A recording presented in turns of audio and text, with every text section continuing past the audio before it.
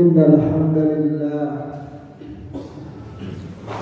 nahmaduhu wa nasta'inuhu wa nastaghfiruh wa na'udzu billahi min shururi anfusina wa min sayyiati a'malina man yahdihillahu fala mudilla lahu wa man yudlil fala hadiya lahu.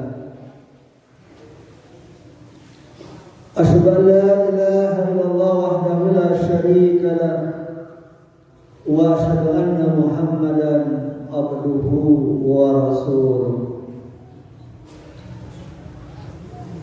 Al-hadirun ittaqullah haqqa tuqatih wa la tamutunna illa wa antum muslimun. Hadirin sidang rahimakumullah, alhamdulillah kita bersyukur kepada Allah Subhanahu wa taala.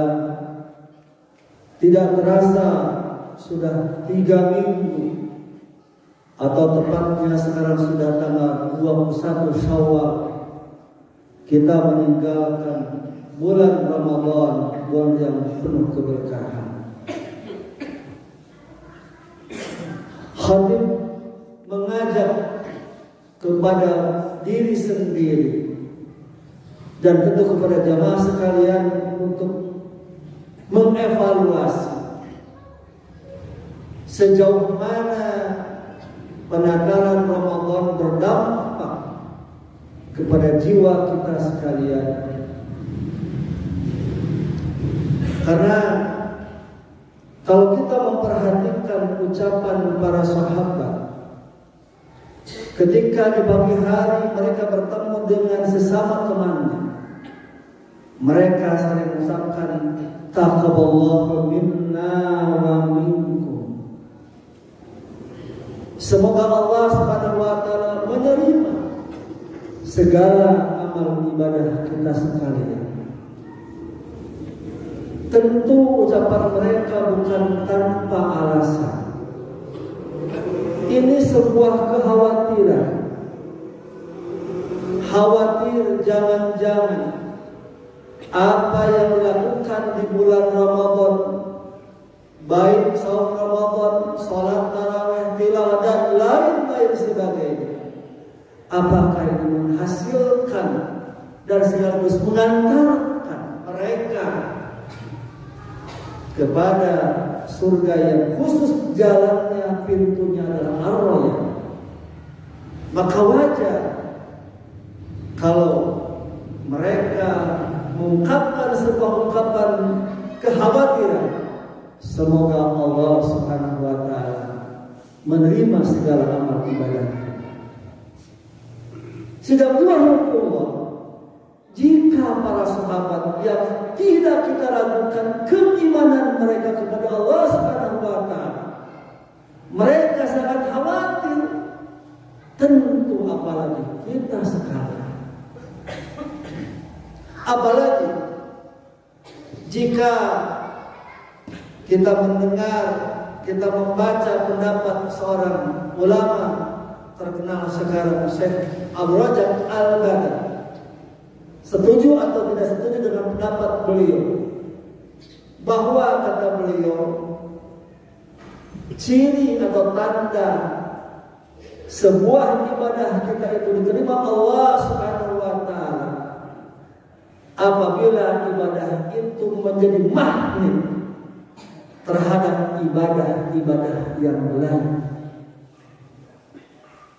Tentu ucapan beliau bukan tanpa dasar.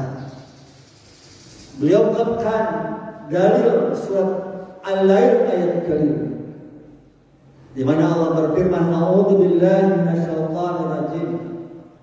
Fa amma man aqta wattaqa wa saddaqa bil husna fasabashirul yusra." Barang siapa yang aqta, senantiasa memberi, wattaqa dan bertakwa, sebagaimana ibadah saum memerintahkan agar kita menjadi orang yang bertakwa, wasaddaqa bil husna, dan membenarkan adanya pahala maka maka Allah akan mudahkan jalan ke jalan yang mudah. Di dalam tafsir Ibnu Katsir dijelaskan penjelasan dari Allah akan mudahkan jalan yang mudah, artinya adalah bahwa ibadah yang kita amalkan itu akan menjadi mahmud, akan menjadi daya dorong untuk melakukan ibadah-ibadah yang lain. Maka pertanyaannya adalah, ketika kita bulan Ramadan kemarin, aura ketaatan kita luar biasa kepada Allah Subhanahu wa Ta'ala, kita merasa rugi, sayang kalau kita tidak berjamaah melakukan sholat tadi. Kita merasa sayang kalau kita tidak melakukan sholat tarawih, dan kita merasa sayang setiap waktu tidak dilengkapi dan terus melakukan amalan-amalan kebaikan yang lain. Pertanyaannya adalah, apakah aura ketaatan Ramadan itu masih bisa dipertahankan sampai hari ini, atau malahan sebaliknya? Karena kata para ulama, bi'satul qaum la yarullah illa fi Ramadan. Sungguh binasa satu kaum ketika mengenal Allah itu hanya di bulan Ramadan. Artinya ketaatan itu hanya berada di bulan Ramadan. Begitu masuk bulan Syawal, maka kebiasaan-kebiasaan kita, sholat malam setiap malam, siang kita melakukan tilawah Quran, dan ibadah-ibadah yang lain, apakah masih berjalan seperti sedia kala? Ini yang khatib ingatkan kepada diri sendiri dan kepada jamaah sekalian.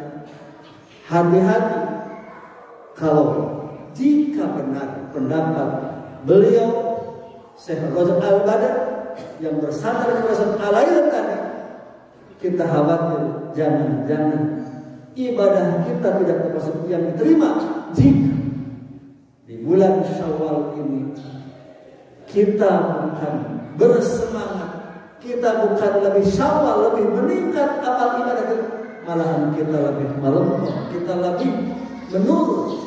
Minimalnya bisa kita mempertahankan apa yang sudah kita amal. Hadirin sidang Jumat rahimakumullah. Maka bagaimana agar kita bisa istiqamah, bisa langgeng, bisa terus dipertahankan ketaatan kita seperti di bulan Ramadan tersebut? Maka yang pertama, jazakumullah, tips yang pertama adalah sebagaimana yang kita rasakan di bulan Ramadan, yaitu yang pertama agar kita tetap istiqamah, konsisten melakukan ketaatan kepada Allah Subhanahu wa Ta'ala. Yang pertama adalah ikhlas.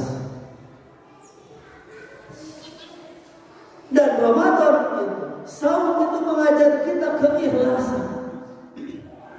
Apa itu ikhlas? Ikhlas itu lawannya riya.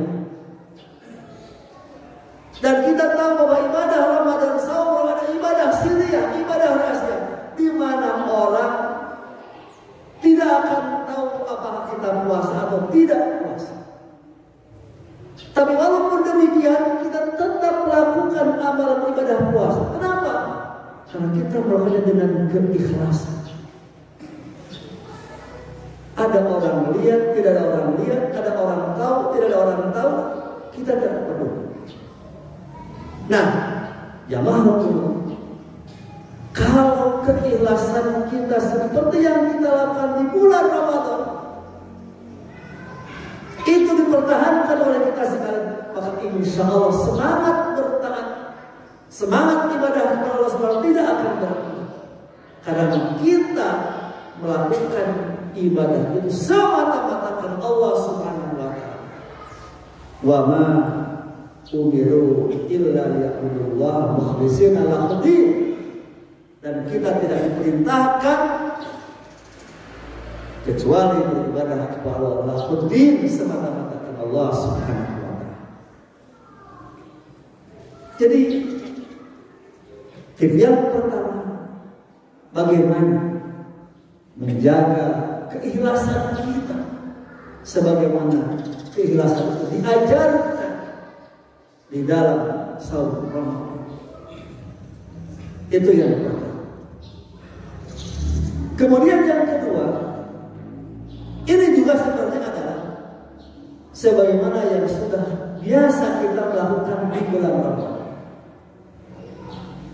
agar tetap kita istiqomah menjaga ritme ibadah kita kepada Allah Subhanahu wa Ta'ala, tentu adalah dengan senantiasa thalab ilmu, senantiasa melakukan kajian. Nah, kenapa kita senantiasa terjaga ibadah Ramadan kita, ibadah-ibadah yang ada di Ramadan kita? Karena kalau kita perhatikan,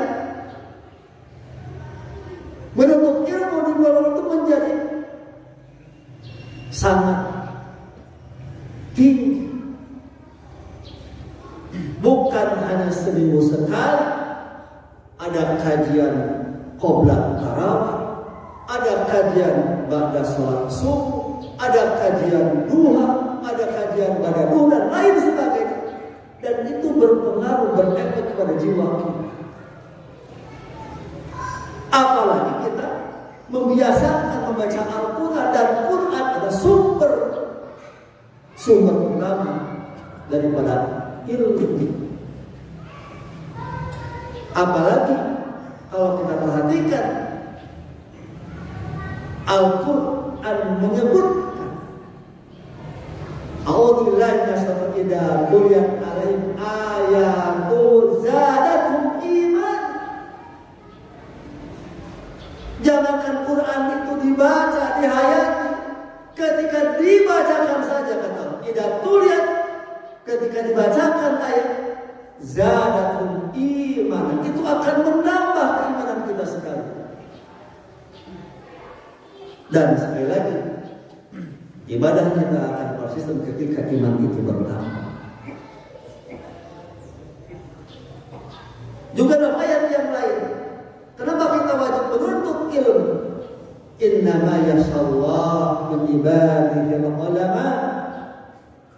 Hanya orang-orang yang dapat kepada orang-orang yang berilmu. Dan kata Rasulullah, man salaka tariqan ya'lamu bi ilman salaka tariqan ila jannah. Barang siapa yang senantiasa menempuh ilmu, maka Allah akan mudahkan jalan ke surga. Jadi untuk mendapatkan surga harus berilmu. Jangankan untuk mendapatkan surga, untuk ingin kita sukses apapun pasti harus berilmu. Dan sumber ilmu sekali lagi adalah Al-Quran. Yang kedua adalah As-Sunnah. Dan juga ditegaskan dalam ayat yang lain, surah Az-Zumar ayat 23. Kenapa? Kalau kita senantiasa mempelajari ilmu, khususnya sumber ilmu adalah Al-Quran Karim, Allah berfirman, a'udzubillahi minasyaitonir rajim, Allahu nazzala ahsanal hadis kitaban mutasyabihan masana.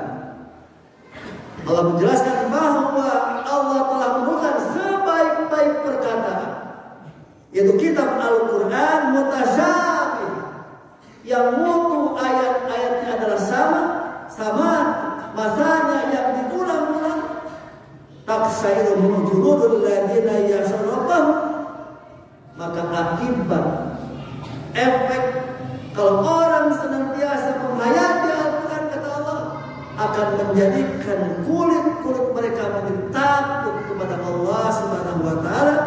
Sumatalinu juluduhum wa qulubuhum ila dzikrillah. Kemudian hati dan kulit mereka menjadi tenang ketika zikir kepada Allah Subhanahu wa taala. Dzalika hudallah yahdi liman yasha. Itulah mereka orang-orang yang mendapatkan hidayah Allah Subhanahu wa taala. Maka ketika kita membaca Al-Quran, ketika menjadikan Quran sebuah kebutuhan, karena Quran ada sumber dan sumber ilmu kita, dan wajib kita baca Al-Quran, maka insya Allah itu akan meningkatkan keimanan kita dan berbalik lurus akan bisa menjaga, mempertahankan komitmen kita, istiqomah kita dalam beribadah kepada Allah Subhanahu wa taala. Barakallahu.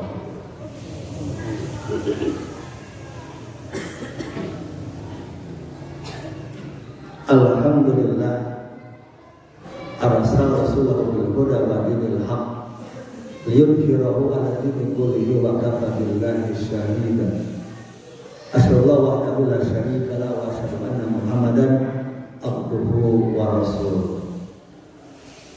Tolong kepada jemaah jangan merokok. Kalau mau Jumatan jangan merokok. Saya lihat bisa ada yang merokok di luar. Kita lanjutkan. Kemudian yang ketiga,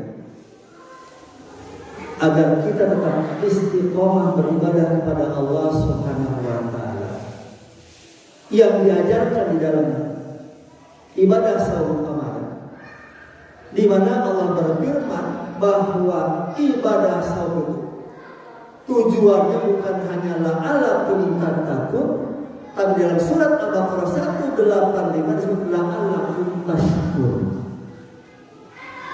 Agar kalian menjadi orang yang bersyukur kepada Allah Subhanahu wa taala. Apa artinya? Artinya bahwa dengan kita merasa banyak kenikmatan Allah Subhanahu wa taala yang kita rasa. Saya pernah baca di WA, ada orang rajin menghitung sehari semalam membeli oksigen itu 2,5 juta. Dapat kita bayangkan sehari semalam setahun 30 tahun, 60 tahun kira-kira berapa? Yang jelas laku semua nikmat dari Allah tidak akan terhitung. Nah, kalau kita beribadah kepada Allah supaya kita semangat ibadah, jangan semata-mata melaksanakan perintah Allah. Jangan semata-mata karena takut masuk neraka. Jangan semata-mata karena ingin surga. Tapi coba kita belajar beribadah kepada dalam rangka bersyukur kepada Allah Subhanahu wa taala sebagaimana yang dilakukan oleh Rasulullah SAW. Ketika Aisyah bertanya kepada Rasulullah, "Wahai ya Rasul, kenapa engkau ibadah itu sampai kaki bengkak padahal engkau sudah diampuni, surga mendapatkan yang paling tinggi?" Apa kata beliau? Ala akuna abdan syakura ya. Apakah tidak boleh aku menjadi orang yang bersyukur kepada Allah Subhanahu wa taala? Begitu juga kenapa Nabi Ibrahim alaihissalam oleh Allah sekolah yang qanitan lillah, orang yang sangat tunduk patuh kepada Allah, ternyata beliau melakukan ibadahnya bukan semata-mata melaksanakan perintah, tapi apa? Syakiran li an'umi. Karena dia ingin bersyukur nikmat Allah Subhanahu wa taala. Dan sebenarnya perasaan syukur ini sudah ditanamkan kepada kita, bukan hanya kepada Ibrahim saja, bukan kepada Rasulullah saja, kepada kita semua sama. Apa bukti? Buktinya ketika kita punya tetangga yang sangat perhatian kepada kita. Tiap bulan dari mana sembuh, senantiasa berikan oleh-oleh. Kalau kita sakit di kalau kita butuh uang, pokoknya tetangga itu baik sekali. Kemudian kita merasa malu, merasa tidak enak. Kenapa? Karena kita belum bisa pulang tadi, belum bisa berterima kasih. Tapi sangat umum, maka merasa berhutang budi karena dia sangat baik kepada kita, sementara kita tidak bisa berhutang budi, tidak bisa membalas baik budi baik. Jadi perasaan itu kan sudah ada. Yang jadi masalah kenapa? Kalau kepada tetangga kita, teman kita yang sangat baik itu merasa malu, belum bisa membalas budinya. Dan kalau kita hitung berapa sih kebaikannya, dihitung dan waktu, saya kira tidak mungkin mencapai 100 jutaan per tahun. Tapi Allah berbuat baik kepada kita, itu langsung tidak akan terhitung. Tapi kenapa perasaan tidak tumbuh kepada Allah Subhanahu wa Ta'ala? Nah, maka kalau perasaan ditumbuhkan kepada kita, maka insya Allah semangat untuk senantiasa beribadah kepada itu akan dengan sendirinya tumbuh. Jika kita dasarnya malu oleh Allah terlalu banyak, maka kita ingin berbagi dengan bagian dari rasa syukur kepada Allah Subhanahu wa Ta'ala. Mudah-mudahan demikian, dan mudah-mudahan kita segera menjadi orang yang sudah istiqomah ibadah kepada Allah Subhanahu wa Ta'ala. Allahumma shalli ala Muhammad wa ala ali Muhammad kama shallaita ala ali Ibrahim wa barik ala Muhammad wa ala ali Muhammad kama barakta ala ali Ibrahim fil alamin innaka Hamidum Majid.